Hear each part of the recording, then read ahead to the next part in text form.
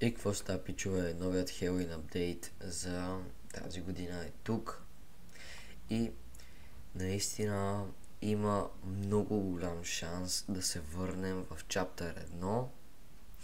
Наистина много се надявам това да се случи. И сега ще ви обясня защо хората казват, че може да се върнем.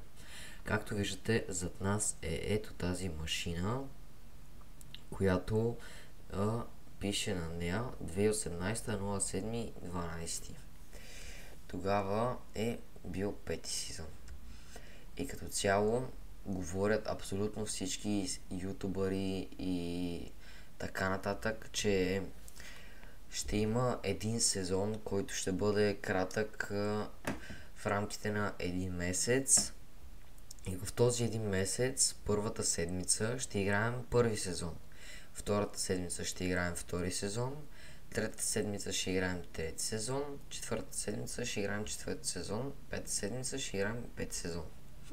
И като цяло, после като свърши сезона, вече не знам какво ще стане там, но има много голям шанс да играем от първи до пети сезон и да се покефим на играта, както се кефихме преди. И така, не е само това, има и доста други, както сега ще видите. И така, пичове, това е новия меч, както виждате на екраните си. Наистина доста е OP. Взима се като убиете боса и като цяло е същия като стария меч, с разликата, че когато биете някой с него, ви хилва.